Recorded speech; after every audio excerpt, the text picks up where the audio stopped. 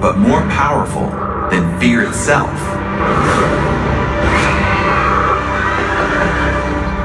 is the will to succeed.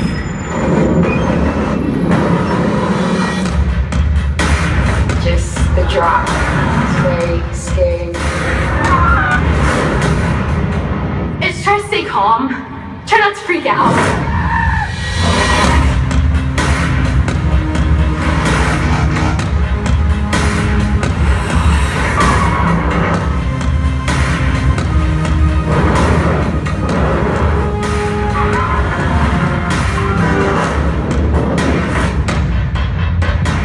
Ladies and gentlemen, please welcome to the stage, Darren Hardy.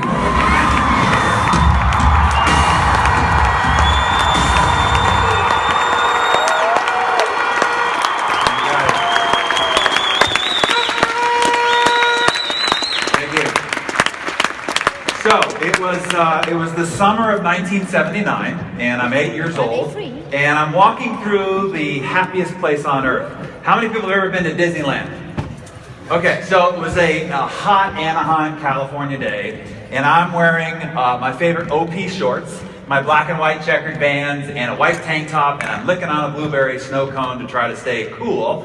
And I'd just broken away from my parents and my annoying 4-year-old little sister who couldn't go on any of the cool rides, and I'm walking the park by myself. And so I know that I don't want to go on the Matterhorn or Big Thunder because you could just hear the death screams of people on those rides. So I was too chicken for that. So I see this futuristic looking building out in the distance, and I think, okay, that looks pretty safe. You can't hear any death screams coming from the inside of it. So I snake my way through the line. I get into what is called the spaceport, and the black light lights my tank top like it's a light bulb, and I'm already dazzled. And I finally get to the front of the line, and it's my turn to jump in the rocket, albeit the Disney-fied rocket. So I get in, and we're in the loading zone, and we are shuttled into mission control, and an attendant comes over to check my lap bar, and I flash the biggest blueberry snow cone smile I could to prove that I wasn't scared. And then we sit there, and as we wait for our turn, all of a sudden this ominous feeling comes over me, and my butterflies in my stomach start churning my blueberry snow cone. And then with a yank, we are put into a kaleidoscope of red laser lights, a right turn, and we start ascending up the track. And you hear that click and clank as you go higher and higher. And we're going into this blue flashing light, and I'm trying to coach myself saying, it's just a ride, it's just a ride. And we finally get past the blue flashing light, and then the skies open up, and there's millions of stars and a comet coming across the sky, and I'm lost in this beautiful scene. And then all hell breaks loose, and my rocket goes into a death drop, and my head is put plastered to the back, and then there's a hard right, and there's a hard left, and then I start to panic because I can't even see what's coming ahead, so I don't even know how to brace myself. And then in the utter darkness, my rocket drops into a series of hard right turns, and then in a sudden left, and then one drop that I didn't expect, and the butterflies in my stomach go into a full revolt, and half my blueberry snow cone comes up on my shirt. And now I think, not only am I going to die, I'm going to die in shame. And then this rocket finally goes into the tunnel, and the lights come on, and the music fades, and I realize I'm alive. And now I don't know about you, but to this day, Space Mountain is the scariest roller coaster ride of all roller coasters. And the reason is that you can't see what's coming ahead. So you have no idea how to brace yourself, and you think at any time that your rocket's going to derail and it's going to be the end of your life at that moment as you know it. And that is kind of what it feels like to be an entrepreneur. And when you first get on the rocket ride, you are nervous, excited, anxious, all at the same time. And then when your rocket goes into that death drop and you hit these unexpected turns and you are yanked side to side, you think that it's impending doom at any moment. And so I wrote recently, we just released up my new book called The Entrepreneur Rollercoaster to try to help equip entrepreneurs who step onto this rocket ship ride of what to expect, how to prepare for the unexpected twists and turns that one will experience when they choose to get on this rocket ship ride. Because here's the unfortunate reality of all those people who finally get up the courage to become an entrepreneur and get on that rocket ship ride. 66% of all businesses fail. And in the direct selling industry, that number is a lot more significant.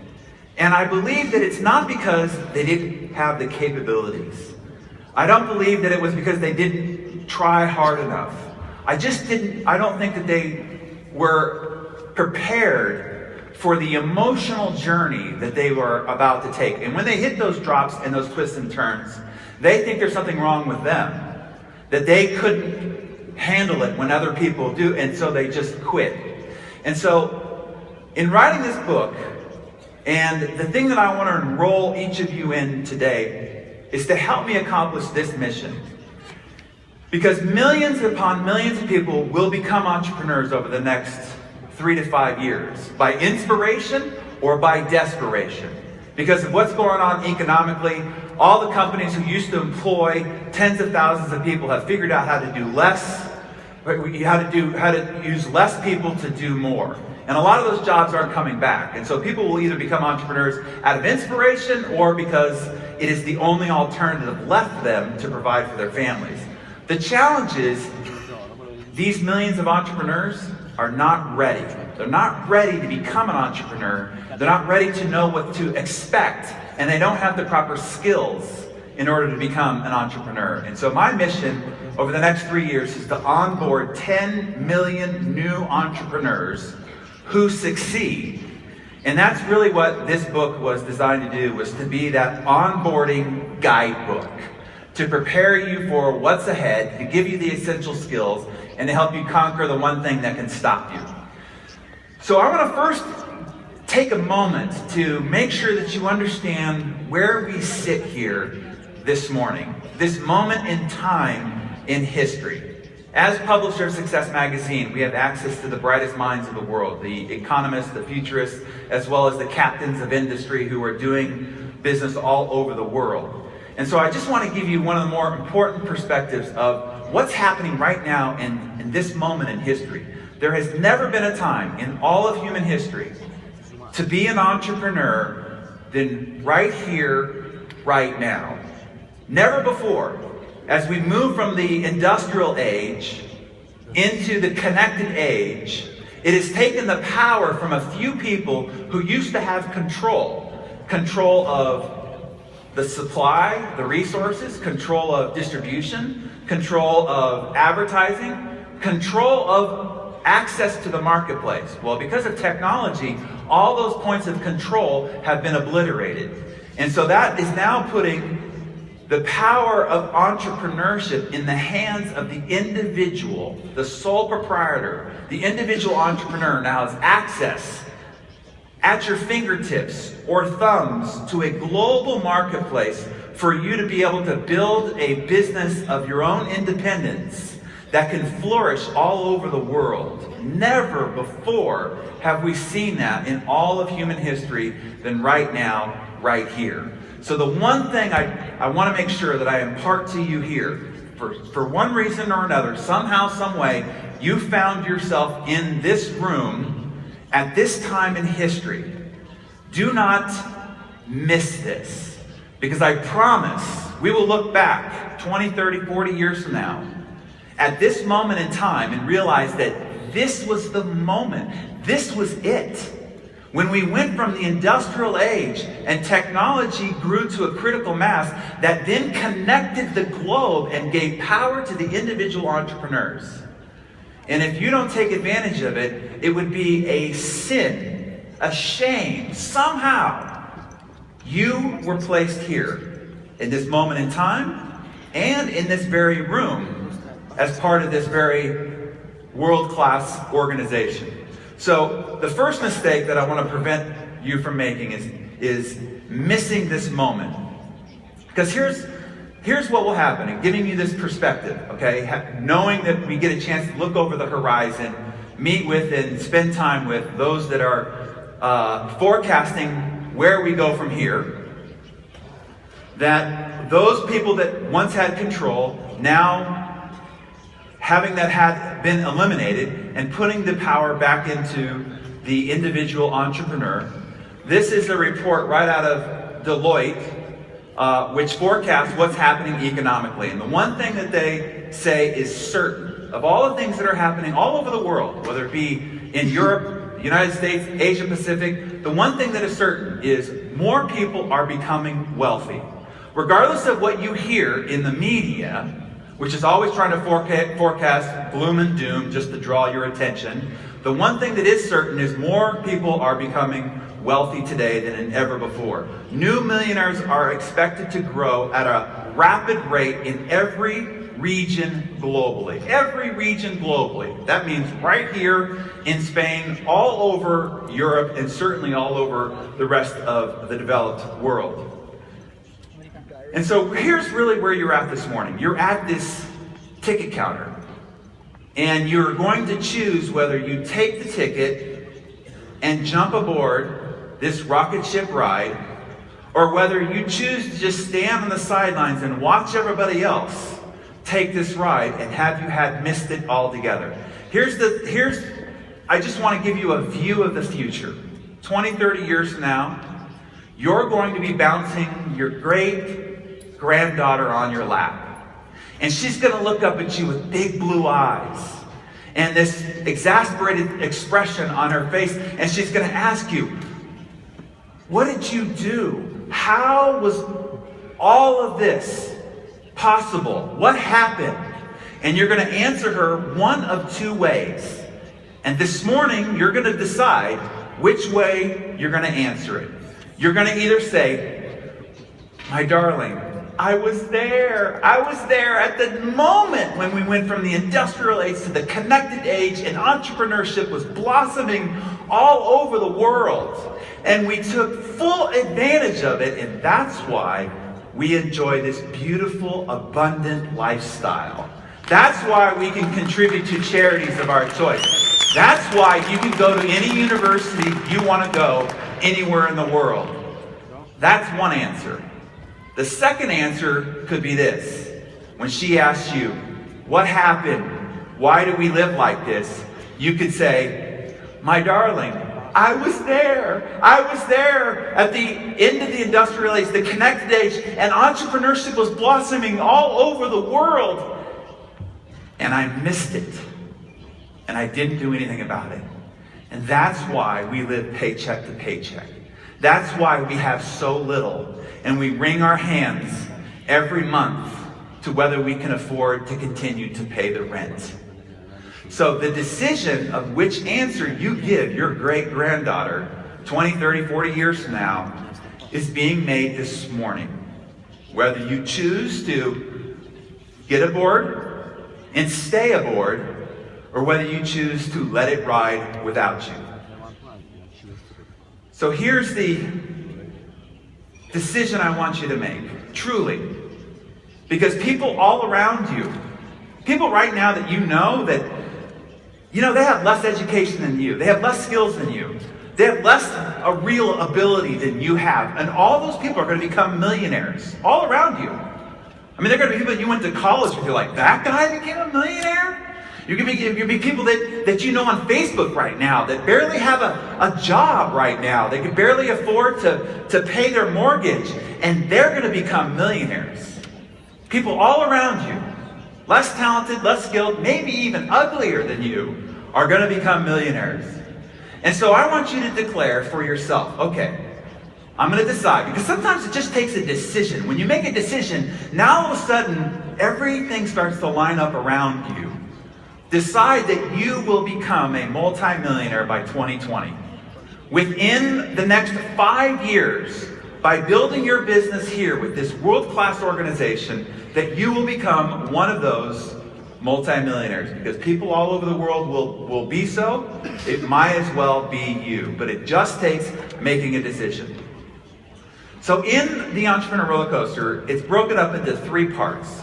The first part is to warn you about what the experience of being an entrepreneur is going to be like. It is the most thrilling experience you'll ever have, but it also can be the most frightful experience you will ever have. And as long as you understand what's ahead, you'll understand how to brace yourself.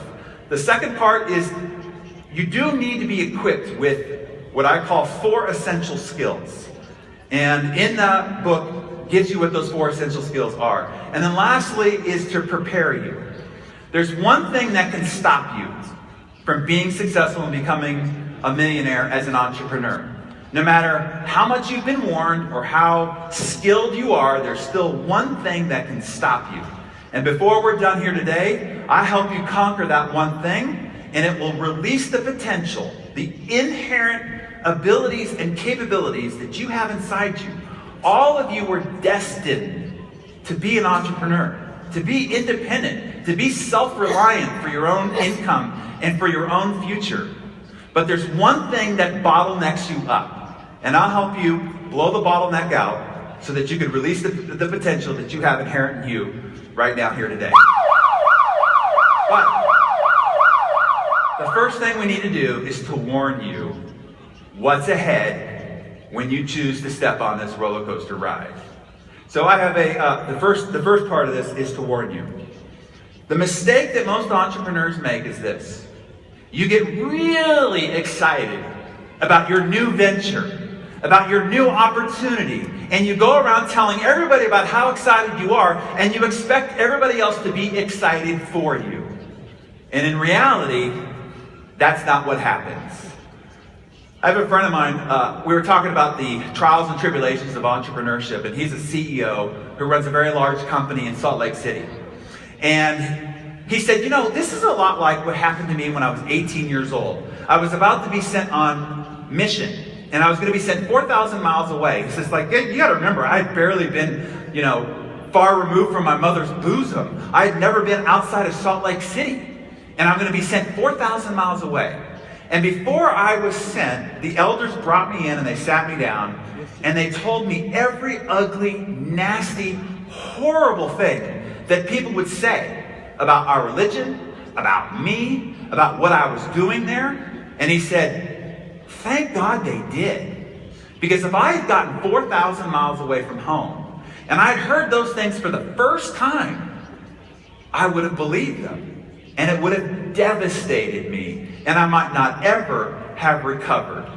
But because they told me before I left, when I heard them 4,000 miles away, I was able to say, really? Oh my God, that's so funny. You said it just like you said they would say it. Isn't that funny? He said, I was emotionally bulletproof because I was warned ahead of time. And he said, thankfully, it was told to me by somebody who loved and cared for me, and they were the first to tell me, versus hearing it from a stranger 4,000 miles away from the security and comfort of my home. And so, I love and care for you. And so I want to warn you about what you're going to experience ahead of you in the journey as an entrepreneur. When you choose to become an entrepreneur, you have to understand that you have stepped out of the herd. You see, 90% of all the people in the world are employees, where they work for somebody else. And you become an entrepreneur, you're stepping out of the herd. And when you leave the herd will turn on you. This is a really important point. When you stop being like other people will stop liking you.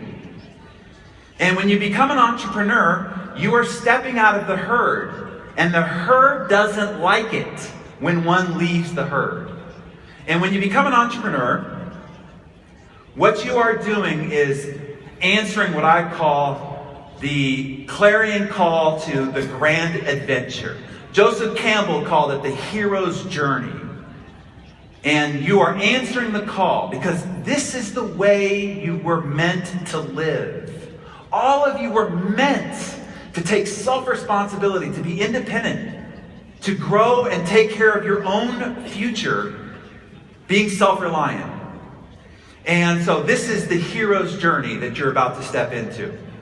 But I do want to warn you, this is what the experience will be like when you choose to get on this rocket.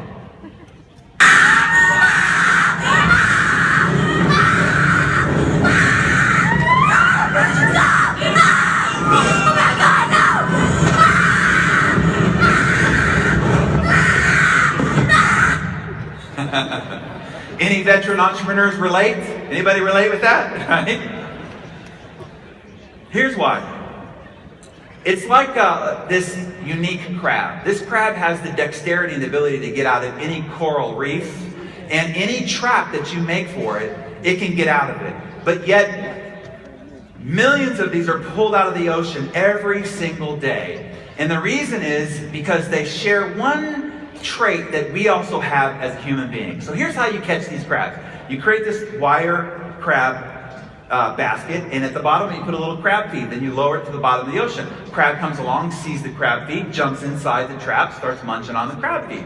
Another crab comes along, sees that there's some food in there, jumps in, starts munching along with the other crab. Another crab comes along, looks like crab Thanksgiving, jumps in and starts eating the crab feed. And even when all the crab feed is gone, other crabs that come by will also go into the trap. They are attracted to the majority, right? Just like us human beings, where we see, what's popular and what other people are doing and what other people are watching, what other people are reading, and we follow the herd, right? And so if any one of these crabs gets the bright idea going, hey, there's no crab feed in here, there's no opportunity in here, I'm just going to climb out and go look for opportunity elsewhere. If it starts climbing up the side of the crab trap, the other crabs will start knocking it down and not allow it to escape. If the crab persists, they will gang up on it and break its arm so it can't climb. If it persists even further, they will kill it so that it can't leave the trap. And that's how millions are pulled out of the ocean every single day. Now, as human beings, we do the same. When we see somebody in our herd trying to escape, we don't physically break their arm, we just try to break their spirit. And if they persist even further, we try to kill their dream. And so first thing I want to have you be aware of is to be aware of the crabs. Be aware of the crabs that you are surrounded with it every single day. And there are two reasons why. You have to understand why people do this. Why would people who love you, these are people who love and care for you, why do they go around trying to kill your dream and break your spirit? Here's why. One of two reasons. Number one is, when you leave the herd, you make them look bad and feel bad. You see, because they could point to people on the cover of Success magazine and go, oh, well, those people went to Harvard, or they're privileged, they're in the right place at the right time. They could look at the Bill Gates and the Mark Zuckerbergs and the Richard Bransons. Oh, those are people of privilege. It's fine for them. They can celebrate their success. But if somebody in their own peer group, in their own family, leaves the herd, their ego becomes vengeful. And even if they love and care for you, it makes them look bad by you leaving the herd. Why? Because now it's possible. All excuses are eliminated. And so it's easier for them to break your spirit and kill your dream and try to pull you back into the herd than it is for them to leave and join you. The second thing is, they aren't as courageous as you are. They've become too comfortable with the idea of a job or a title or the security of benefits and so forth. Because to leave the herd is risky. Risky mostly emotionally. And they aren't willing to make the risk. And as a result of it, it's easier for them to break your spirit and to kill your dream and pull you back into the herd. So here's what I want you to do with people who naysay. Because a lot of these people, look, you've got crabs all around you. Some of you might even go home and sleep with one, okay? Understand, we got some of you are sleeping with crabs. Okay, I get it. Understand that it's not about you. It's not about you. It's about them. And when you understand that, you can, instead of attacking them, you can empathize with them and continue to love them anyway, knowing that it's not about you, it is only about them. So let me tell you how I cured myself of crabs. Probably sounds weird, doesn't it? I don't know if that translates well. Here's how I cured myself of crabs. When I was in the real estate business, I had just an awful day. And I mean, it was like everything that could go wrong went wrong. I had lost this listing that I was competing with my arch enemy, my nemesis. And he ended up getting this listing. It was a multi-million-dollar mansion estate. It was priced right. I knew it would sell in 15 seconds. Whoever got the listing was going to get this huge commission. Well, he had called me on the phone and had the pleasure of saying, they listed with me instead of you. And then he went on to say, you know, they said some really uncomplimentary things about you. And then he started to list them all the way down to, apparently they didn't like my choice of necktie. And so it was like getting kicked in the stomach repeatedly. So after work was over, I went to a favorite after work hangout spot, and I was telling this terrible day that I had to a friend of mine, and he said, oh, don't worry about that. He said, I just read this article in Newsweek where it explained that after the end of a long life, and let's say that you lived your life as a good citizen, right? You did good by people, and you were integral, and you went to church, and you supported charities. He said, even at the end of a long life, and you lived 70, 80, 90 years, at your funeral, only on average about 10 people will care enough to cry. I said, 10 people? After all this time of trying to please people and make sure that I'm liked and I do good, at the end of my long life, only 10 people will care that I've just been wiped from the planet? He says, oh, it gets worse than that. He says, the one determining factor of how many people will go to the gravesite, you know, that precious moment when your box is being laid into the ground for the final time and people are saying their final goodbyes, he says, if it happens to be drizzling, half the people will break off from the funeral procession and go straight to the party. And they won't even go to the burial site. And that's when I said, that's it. No longer will I care what people think about me, particularly if I know that they wouldn't cry at my funeral. And so now when I looked at the phone and I was worried about what somebody was going to think or how they were going to respond, I would ask myself the question, would this person cry at my funeral? And if the answer was no, then I would just wave them off with one finger. This one or one of these. Right? So here's the reality. You are going to experience rejection. You are going to be embarrassed. You are going to fail. And it's going to feel bad. Look, it's going to feel bad. If it doesn't, you're not human. So you can't control whether people reject you or whether you feel bad about it.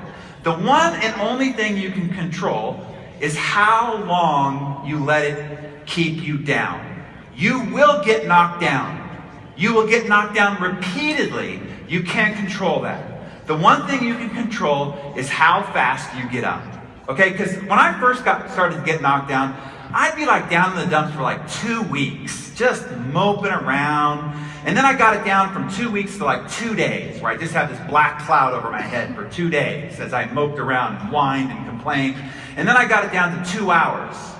And today I've got it down to any time between 2 minutes and 20 minutes, depending how epic the failure or the embarrassment is, somewhere between 2 minutes and 20 minutes.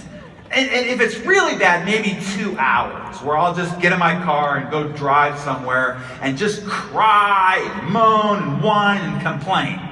And then I got to get back on the horse. I got to get back doing it again. So it's not a question of if you'll get knocked down. The only question, the one thing you can control is how long you stay down. Because as Martin Luther King said, the ultimate measure of a man or woman is not where he or she stands in moments of comfort and convenience, but where he or she stands in times of challenge. You see, it is not your successes that separate you from everybody else. No, no, no. Your successes are just outcomes. The one thing that separates you from everybody else are your failures, are the times that you're knocked down, and how fast you get up. Okay, so it won't be your successes that will determine the difference between your life and everybody else's life. It will only be your failures and your defeats and how fast you get back up.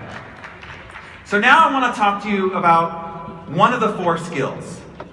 The 4 essential skills that you need to master if you want to be a successful entrepreneur are these.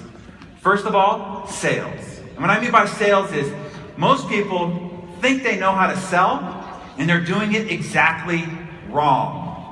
And so there are 3 grave mistakes most people make when they're out there communicating, trying to influence and persuade others. And then and I want to prevent you from making those mistakes. And then there are 5 traits for you to become a rock star salesperson that you need to master to be able to master sales. And it's in the book. Recruiting, particularly in this industry, becoming a great and excellent recruiter where you are attractive to the kind of people that you want in your organization. Most people do this wrong as well.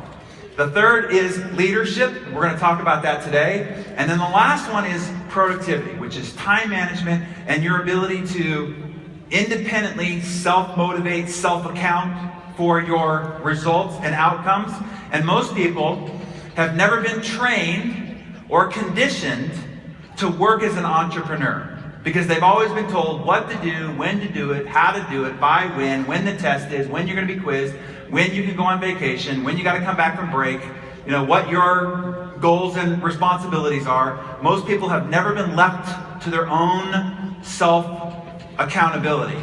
And so we have to rewire you in order to be an entrepreneur versus the way that you were trained academically and the way that you were trained in the corporate structure.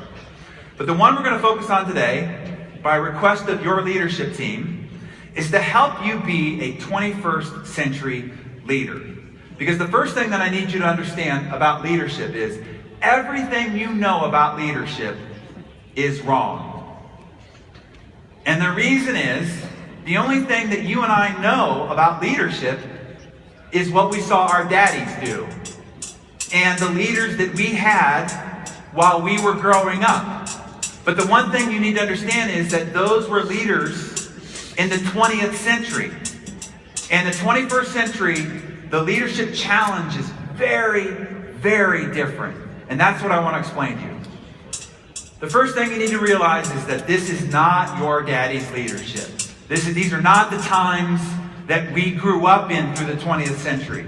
Shift has happened, in case you haven't noticed. Let me see if I can explain the dynamic changes that we are challenged with in the 21st century as leaders that our daddies did not have as a challenge in the 20th century. The first is this. Technology has changed the game everywhere you can look. And so let me see if I can try to explain why this is such a huge influence on your ability to lead in the 21st century. This is Ray Kurzweil. He wrote the essay, The Law of Accelerating Returns, which talked how we went from linear growth and progress to exponential growth and progress because technology reached a critical mass. What he says is in the 21st century, we won't experience 100 years of progress. In the 21st century, we'll experience the equivalent of 20,000 years of progress. Because in the 15th century, the 16th, the 17th, the 18th, the 19th, the 20th century, that was linear growth and progress. But because of technology, we are now growing exponentially, and we will experience just in these 100 years, 20,000 years of progress. Let me see if I can give you some perspective on this. During the Kennedy administration in the United States in the 1960s, this is what a computer looked like back then. It would occupy a room this big, one single computer in this room. Right now, many of you in your pocket have a computer that is 1,000 times more powerful than that computer, is 1,000,000 times less in size, and 1,000,000 times less in cost, because that computer back in the 1960s cost $60 million, and you probably bought your iPhone or Android computer for a couple of few $100s. That's how much technology has changed just from the 60s till today. Give you another quick perspective. If you were to just look back 10 years ago, these things here did not exist only 10 years ago. The iPhone, YouTube, podcasting, Instagram, Wi-Fi, Apple stores, Tumblr, none of those things existed. And in fact, Pluto used to be a planet 10 years ago. Obviously, apparently it's no longer a planet. This is what this looks like in terms of technology's growth rate. Going from linear growth to exponential. And you see that point there on the chart. That's where we're at right now. So we are about to undergo massive expansion in change based on technology. A second influence are demographics, and this is a big one when it comes to what you need to be equipped for in order to lead going forward. The first thing to understand is this, that the millennial generation, these are people who were born in the 1980s or the 1990s, is the largest generation to enter the workforce in all of human history. And by the year 2020, just 5 years from now, right now they're half the workforce, and by 2020 they will have the majority of leadership positions all over the world. And so a lot of you go, I don't know how to motivate these millennials, their work ethic, and I just can't seem to keep them disciplined. Look, if you don't figure out how to motivate and work with millennials, the one thing is certain is that they will dominate the marketplace and they will become your competitor. And so you better figure it out because they know how to attract and motivate and retain other millennials. And it is the future competitive marketplace. The millennials, when they become in those leadership positions, their children will just be entering the workforce and their grandparents will still be working. This challenge has never happened in all of human history. 5 generations, all very different cultures and values have been conditioned during very different times, all working in the same marketplace at the same time. You see, your daddy did not have that leadership challenge to deal with. Another influence is this. Today, there are more women working than at any time in history. While the men's unemployment rate continues to escalate, the women's employment rate continues to escalate. More women are, and more women are working than at any time in human history. And so this is also another challenge that your daddy did not have to experience. Get this. Stay-at-home dads, when there's 2 parents and one of them is working, 20% of the time, 1 out of every 5 families, it is the father who is staying at home while the mother goes off to work. This is the first time this has happened in all of human history. And so having to lead a more female-dominant marketplace is also a challenge that your daddy didn't have. Then on top of that, at least I can speak for in the United States, racial and ethnic minorities will become the majority by 2042. And it'll be 55% of the working age population. Again, a challenge that was not experienced by our daddies. The other aspect of this is global. See, competition isn't just coming from the other businesses in town or the other members of the Chamber of Commerce. Now your competitor is any 18-year-old in a basement or second bedroom of any dwelling on any place and point on the planet. That could become your major dominant competitor. At the same time, it also becomes your open marketplace of opportunity. Here's what's going on globally. The internet usage has gone up 2 times in the last 3 years, after it already had escalated 4 times. And on top of that, over the next 3 years, 3 billion new people will come online. 3 billion new consumers, new potential representatives for your organization are coming online for the very first time. Do you know what 3 billion new consumers mean to the entrepreneurial future that is sitting right before us? A huge wave of new opportunity. Also, a huge wave of competitive threat to your business and your future as well. Add on top of that, mobile usage averaged 38 hours per month in 2014. and this is escalating. It's growing 13 times over the next 2 years. Your ability to connect with and engage people in the palm of their hand or in their pocket is incredible.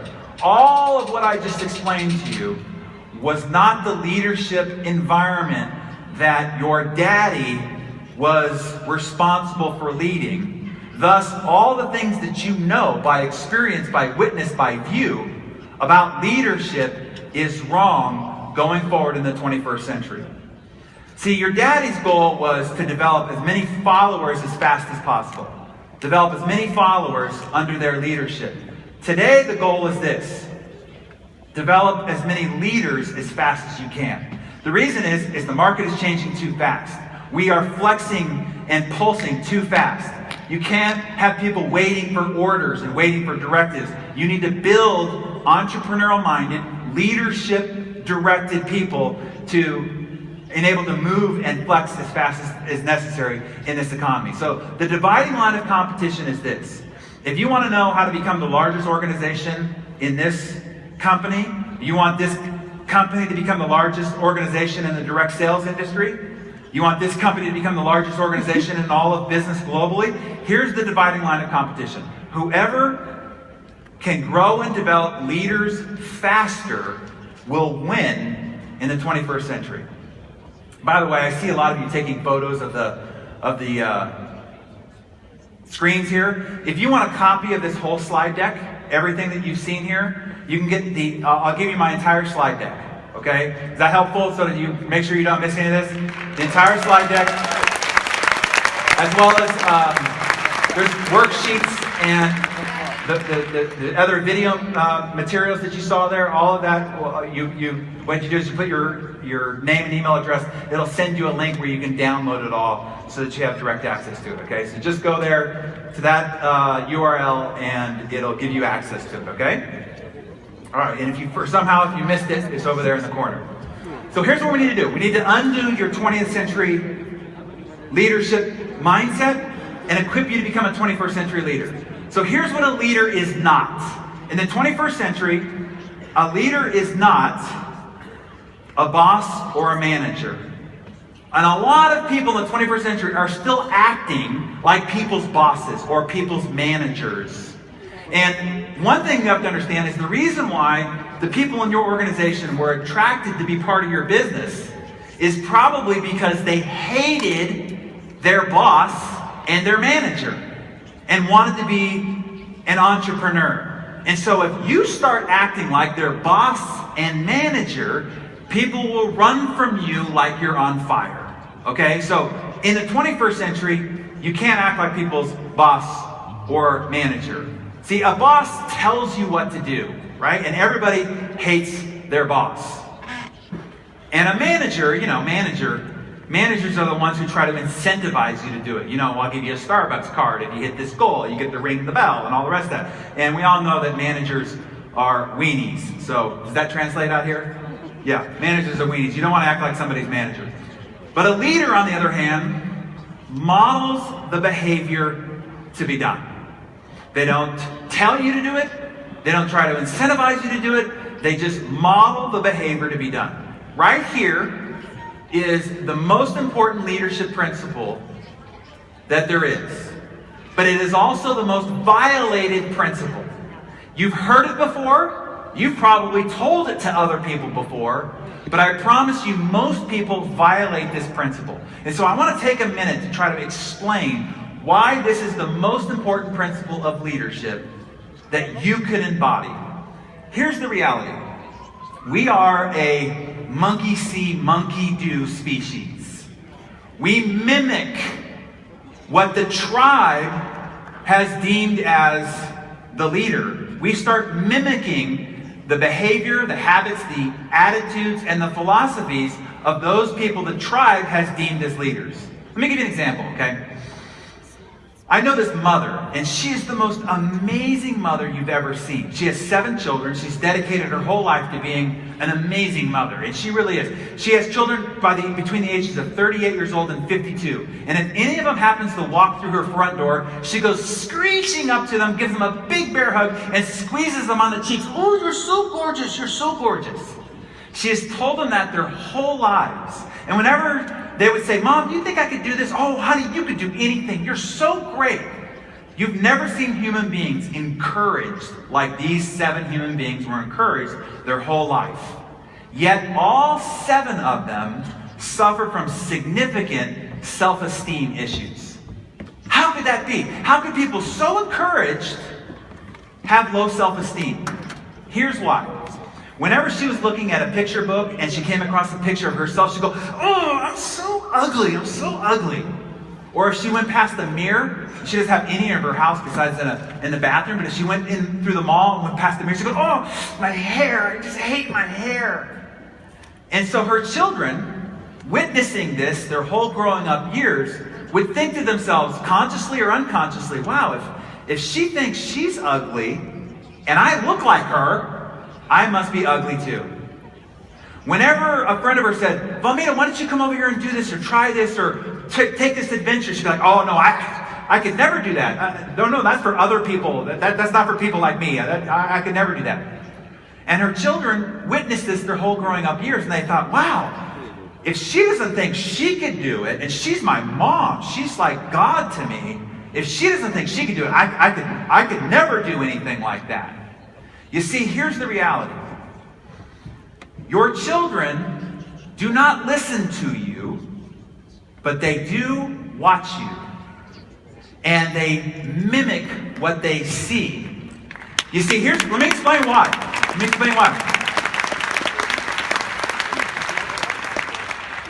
At about age 3 or 4, we start to try to separate ourselves from our parents to do what's called individuate, to define our own individuality. And it gets real apparent in the teenage years, which is the reason why your 13, 14, 15-year-old will do nothing that you say. In fact, if you want them to do something, say the opposite, because they will always do the opposite of what you say. But the one thing they never stop doing is watching, because it happens unconsciously. Here's why.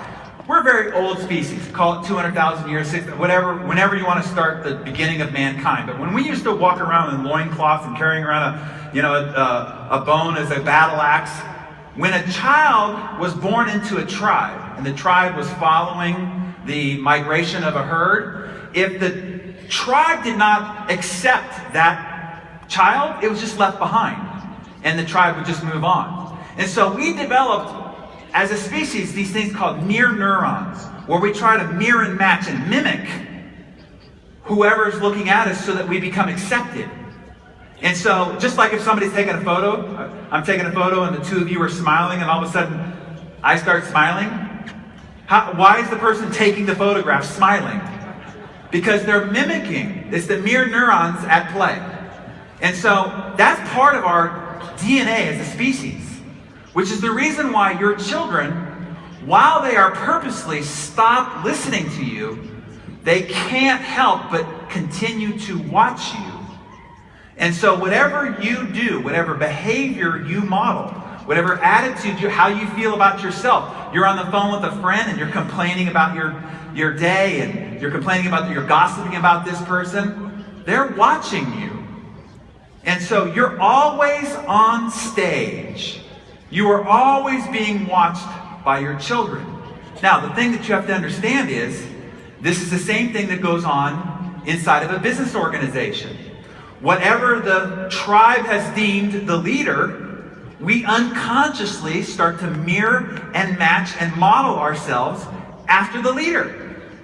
So I speak to a lot of these organizations, a lot of different direct selling organizations.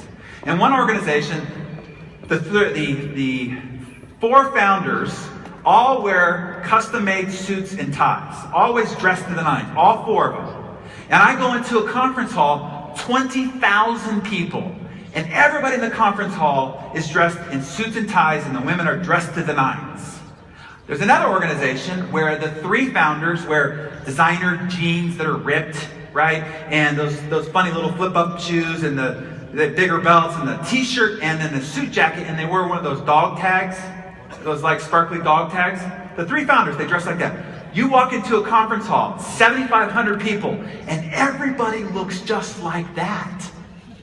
Now, a lot of those people probably didn't dress like that when they joined the organization. But over time, unconsciously, they started to mirror and match what the tribe deemed as what was cool and what was ideal, what was accepted. Another organization I speak to, they all wear cowboy hats. The owners wear cowboy hats and jeans and cowboy boots. 2,500 people in the room, they all look exactly just like that. I'm from California in the United States, and I moved to Texas for a little bit of time. And then all of a sudden in my closet appeared 3 pairs of cowboy boots. And my buckles got bigger. And I ended up with a closet full of plaid. Just unconsciously, I started to model what was deemed cool and to the local environment. So here's what you need to know about leadership. Your people are doing that with you. If you're the leader of your organization, they aren't listening to you. They stopped listening when they were a teenager to what was deemed the authority. But they are watching you. And the only way to influence their behavior, their attitude, their mindset, is to model it yourself. Because they will unconsciously start to mimic it. As I mentioned to you, it is because we all have these things called mirror neurons. This is not going, okay. And everybody goes and, hey, clicker guy, mirrors the leader. And you're always on stage. The one thing I want to remind you as a leader, you're always on stage. Even when you don't think you're being watched, you're being watched. A lot of you are leaders right now. Your people behind you are watching you. How attentive are you? Are you taking notes? Are you engaged? Are you interested? And that is informing them about how they should act and behave. Every time you walk into a meeting, every time you are in the presence of your people, you are writing the operating system about how they will mirror and match you. So know that you're always on stage. As Winston Churchill said, I no longer listen to what people say, I just watch what they do. Because behavior never lies. You see, when I was in the field as a direct sales person, maybe many of you didn't know that, but I have been in your chairs. I built an organization of 100,000 people that was doing $50 million in revenue as a direct sales person. And at the time, I was the master distributor, which meant everybody in the whole organization was underneath me, no matter what. But I always had one goal. Whenever I went to a meeting, I had one goal. And the one goal was I was going to have more new guests at the meeting than anybody else. Really, that was my goal. And so on the plane, in the lobby, at the convenience store that I stopped by, I'd recruit people and I'd bring them to the meeting. And all I would do is just go around and introduce my guests to all the other distributors in that local marketplace. And I never had to tell any of them that they should be recruiting more new people. All they had to do was watch me. And because I was the one who had the most new guests in the room, the message was made clear. And I never had to speak it because I was modeling it. That's the difference. So, a boss and a manager, see, they prod from behind. They say, you go. You need to bring more people to the meeting. You need to be on the conference call. You need to get more people to the national conference. That's what a boss or a manager does. Where a leader, instead, pulls from up front, says, let's go. There's a great story about Dwight D. Eisenhower, who, you know, in World War II was the supreme commander of all the Allied troops. And they're planning the attack on Normandy. And he's sitting there with all the other generals from all the other countries, and they're all explaining their battle plans about moving their armies into battle. And Dwight D. Eisenhower just gets mad, and he slams his fist on the conference room table, goes to the middle of the conference room, and he pulls out a piece of string. And he says, see, gentlemen, you see this piece of string? It's like an army. He says, if you push it from behind, it will double up on itself and won't advance forward. The only way to move this string and to move your army is to pull from up front. And if you do so, it will follow in line. So don't tell me about your battle plan unless it has you leading from up front. Right? Same thing. Same thing when it comes to leading your organization. To lead, you only need to say, follow me, and make your action your instruction. Here's the other thing. Leaders set the pace. You've heard it before. The speed of the leader is the speed of the pack, right? We all know that if you want to drag a sled across the tundra, say of northern Canada, you're going to take a dog sled from the east coast of Canada to the west coast of Canada, and you need 12 dogs. You only need one strong dog. Only one. And the other 11 will work like mad just to keep up with the one. You see, the speed of the leader determines the pack. The one thing you need to understand about people is, people do not run as fast as they can. People are not as disciplined as they can be. They're not as positive as they can be. They're not as consistent as they can be. How fast do people run? As fast as the leader. There's a great story about Usain Bolt in the Summer Olympics. Remember the guy from Jamaica who set all the world records? Well, in this race right here, where he set a new world record, the one thing that people didn't realize is that the person who came in number 2 and number 3 also broke the previous world record. And they were interviewed and they were asked, you two have never run this fast in all of your career. How did you run so fast in this race? And both of them said, we were just trying to catch Usain. And that's what I want everybody in your organization to say. When people come up to them and go, how have you recruited so many people? How have you done so much volume? How have you rank advanced so much? I want them all to say, I'm just trying to catch our leader. And that will be the mark of a 21st century leader. People don't go as fast as they can. They only go as fast as the leader. So as the leader, this is your responsibility. Let me give you the instructions now as a 21st century leader. As a leader, you have to be the most disciplined. Out of all your team, you need to be the example of discipline. You need to be the most consistent. More than anybody else on your team. You need to be the most positive. More positive than anybody else on your team. You need to be the most authentic, the most real, the most humble, the most vulnerable. You need to be the most service-oriented and the most personally developed. That's your job description as a leader. Don't go telling everybody to do what to do. Don't go make speeches. Don't get up here and try to motivate everybody. That is all malarkey. Nobody listens to that crap anyway. The only thing you need to do is to demonstrate by your own actions how everybody else is to show up, to behave, and to perform. So the question is, are you? I mean, you need to ask yourself, if you are wondering about your capabilities as a leader, you have to ask yourself these questions. Are you the most disciplined, consistent, positive, authentic, service-oriented, personally developed out of anybody on your team? Now, a boss and a manager helps people see themselves as they are. Many of you probably work for companies where they do these 360 reviews. Here's where you're weak, here's where you're strong, here's where you need to improve. Bunch of malarkey, right? Instead, here's what a leader does. A leader helps people see themselves better than they are. I love this quote from Brian Tracy, where he says, leadership is the ability to get extraordinary achievement from ordinary people. You see, I at least started out a very ordinary person. And the only reason why I can be in front of you today is because a few leaders saw in me a capability and a potential that I couldn't even see in myself.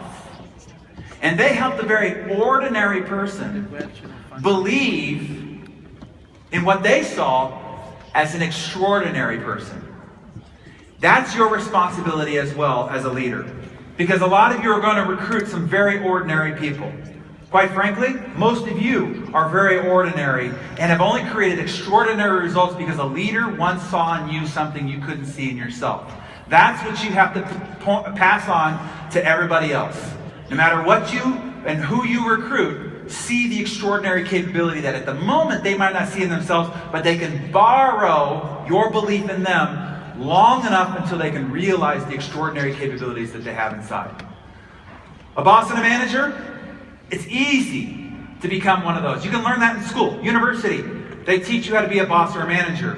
However, to be a leader requires real skill and real character development, and that's not something that they teach you in school. It's something you have to go out and seek and learn and develop in yourself, which is the reason why your organization paid a lot of money to fly my butt from Mexico City through Paris to be with you here in Spain, to give you, yes, thank you to them, to help give you this character development chisel markings so that you can become the 21st century that enables you to take advantage of all these incredible opportunities that we're surrounded with. So remember this, your personal leadership ability is the number one constraint that you have to all the success that you desire as an entrepreneur going forward in the 21st century. This is the key skill. As a leader, it is always your fault. As a leader, like if a company, a blue chip company who has 50,000 employees, if the company gets in trouble, what do they want to do all the time? Fire the CEO, right? I'm staying over at the Westin downtown by the Palace, and apparently you Spaniards are really upset at your government, right? If the country gets in trouble, what do they always want to do? Oust the president or whoever's in charge, right? See, it's always the leader's fault for the success or failure as an organization. The success or failure of your business right now, your individual organization, the only person responsible for its success or failure is you. If your business is not growing, if your organization is not recruiting and leading and thriving, the only person to look to is the one staring back in the mirror. As it goes, the buck stops at the desk of the leadership. But there's only one exception. There's one exception to this rule. Here's the exception. When you succeed, then it's because of all your people. So if you're failing, it's the leader's responsibility. If you're succeeding, that's when it's time for the leader to put the spotlight on your people. If you ever see a very successful CEO or successful leader, and they're asked what they would attribute their success to, 9 times out of 10, they will say, I have these extraordinary people. They put the spotlight on their people as the reason for their success. You want to go from seeking praise. Your goal is not to get the stage, to get under the lights, to get the handshake by the leaders of this organization. Your objective is to heap praise on your people, to help them get on this stage, to get under the lights, and to get the recognition that they desire and deserve so much. That's the transition from a 20th century beat your chest leader to a 21st century that's all about putting praise on their people instead. Because here's why this is so important. Perhaps no human need is more neglected in the workplace than feeling valued. Feeling important is as important as food for human beings.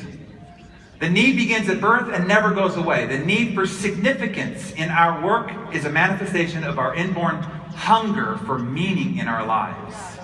And the one thing that people want more than anything, just like they want approval from their parents, when they become adults themselves, the desire and need for approval from the leaders is just as insatiable as approval from their parents were as a child. And as a leader, you have the responsibility and the power to basically give them their sense of meaning and significance and purpose by your praise. So, understand that people work harder for praises than they do raises. One of the great direct selling leaders herself, Mary Kay Ash, put it this way: the only thing more powerful than sex and money is praise and recognition. So if you can't go around giving sex and money around, the one thing you can go around giving is praise and recognition.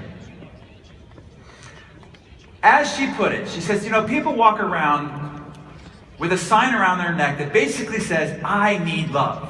In every conversation, in every circumstance, that's the one thing that is always around people's neck.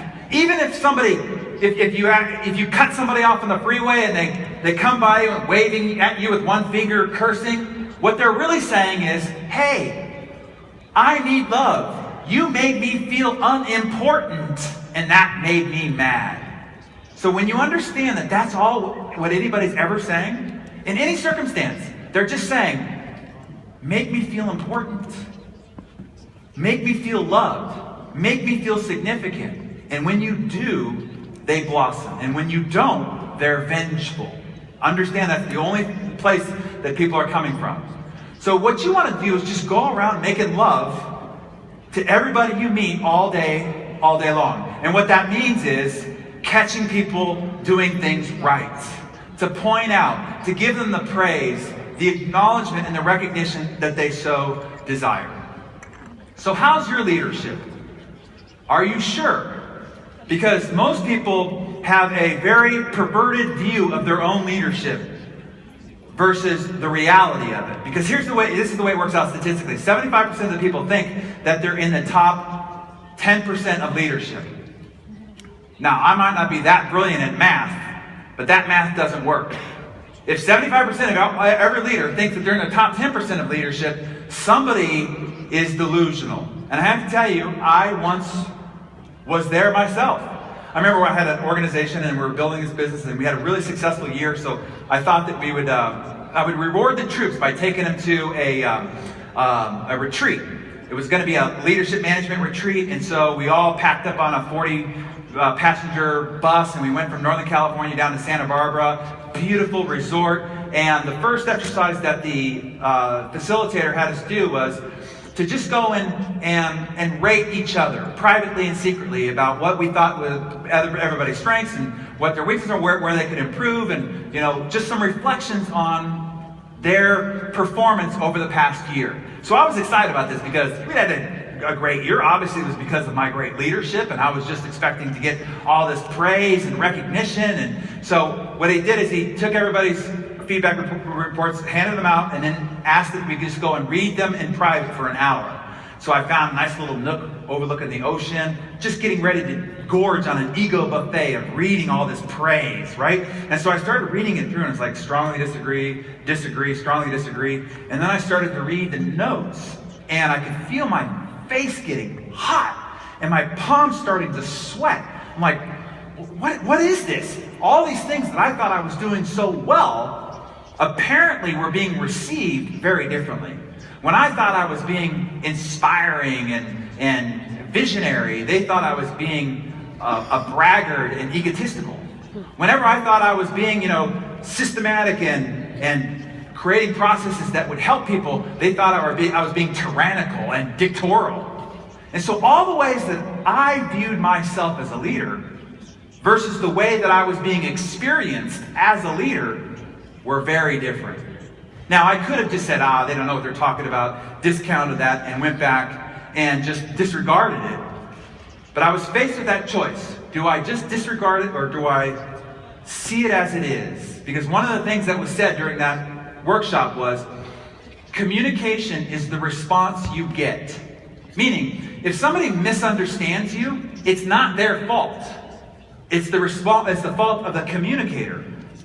Communication is the response you get. If I say something to you and you get mad, it's my fault. Because whatever I did obviously created that experience. And that's the reaction I got. Same thing when it comes to leadership. It's not how you think you'd come off. It's the actual experience other people have of you. And so I ask that you sort of take the leadership challenge on as well.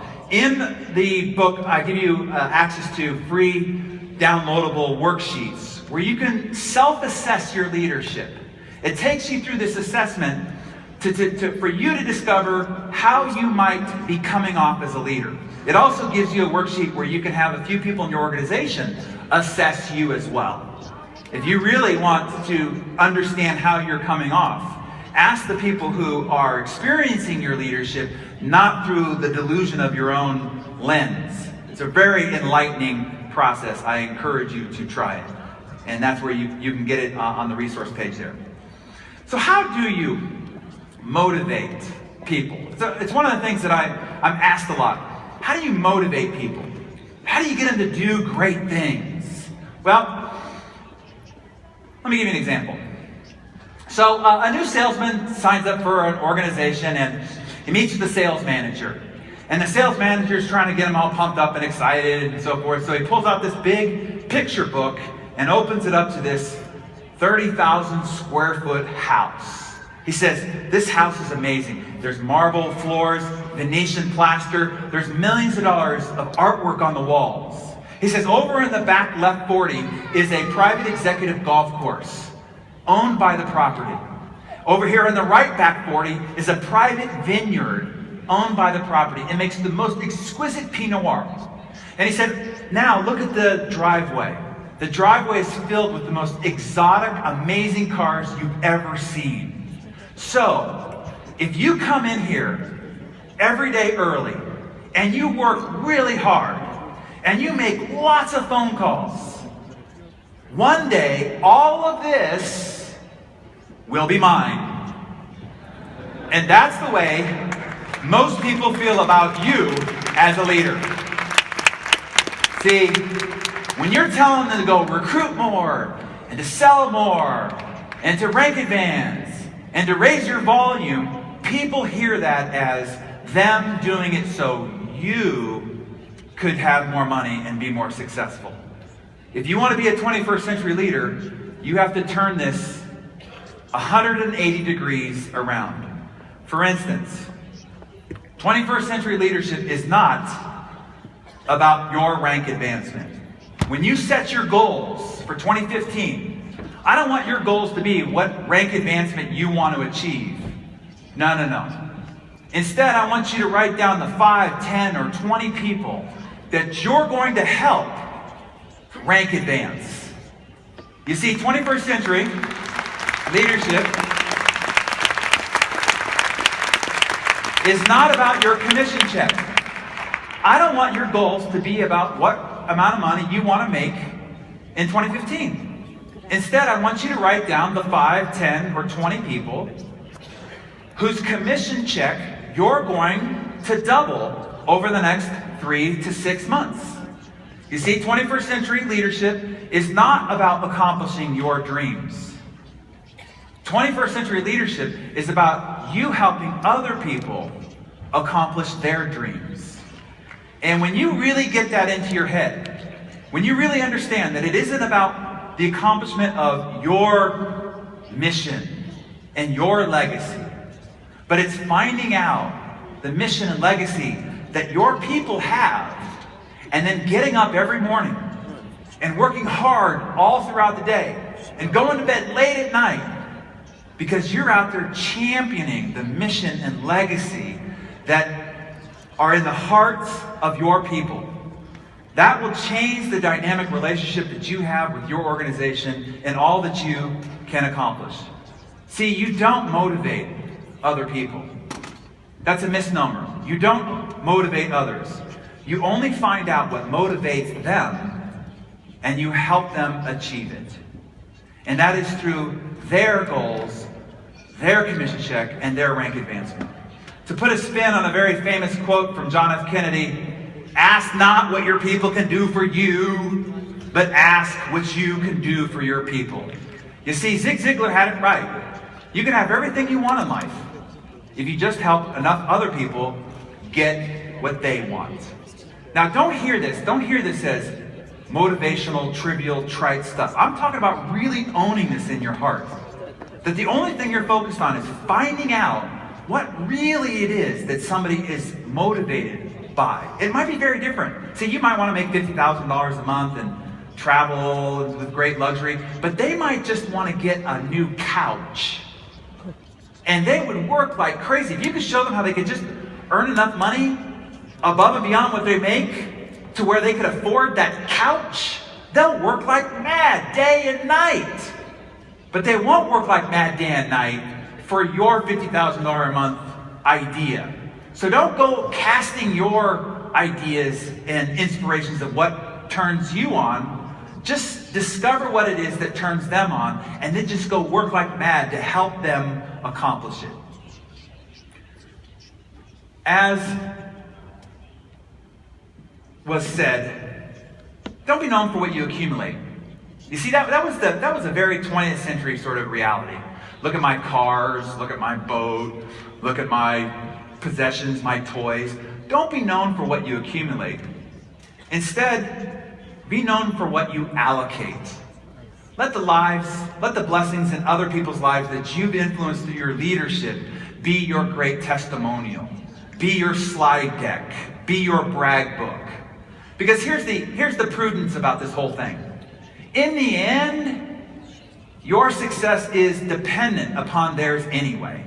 So why wouldn't you focus on their success? Because the more you focus on their success, truly, in your heart, not because you need them to do something so that you can get somewhere, but you truly just focus on their success for their success' sake entirely. In the end, you'll ride along with it all the way. Your dreams, your goals, your ambitions will be accomplished without you ever having to think or focus on them whatsoever. Because in the end, your success is dependent upon theirs. Lastly, I want you to understand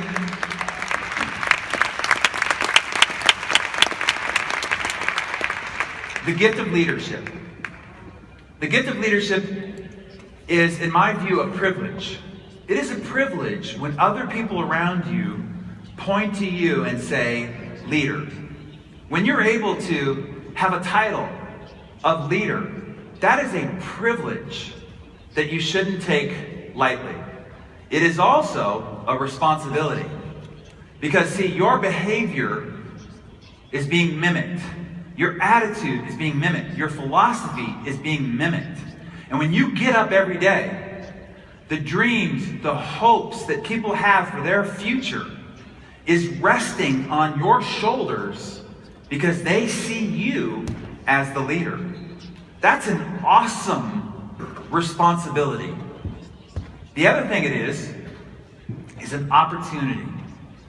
The opportunity to influence people's lives, to make an impact, an indelible, life-changing impact in somebody's life.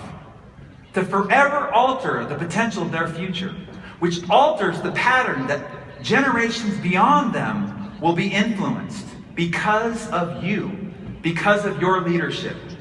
And it comes with, in my view, the highest reward, the highest outcome possible, and that is soulful fulfillment.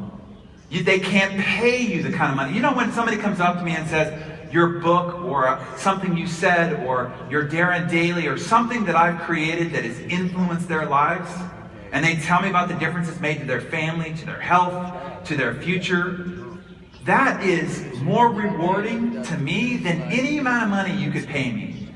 Because money goes in my bank account, but the testimony of how your life has changed goes into my soul account. And nothing is more powerful than that. And you have that opportunity as a leader. So hopefully, oh geez, we have this to cover. Damn, I don't have time to do that. So I will leave that for you inside the Entrepreneur Rollercoaster. Yeah, it's a good lead-in, right? I swear to God, $30. It's not going to break your bank account, right? Jesus Christ, that took me a year and a half. Blood, sweat, tears. I mean, just sacrifice of hundreds of hours, and you get it for a mere $30. It's like, it's crime. It's maddening to me, I swear. So, you guys are in such a unique position.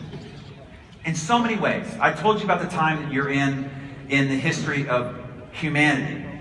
Never before has there been a greater time of opportunity. But you are also with a world-class organization. I've met a lot of your leaders, I've spent time with them, and they are world-class people.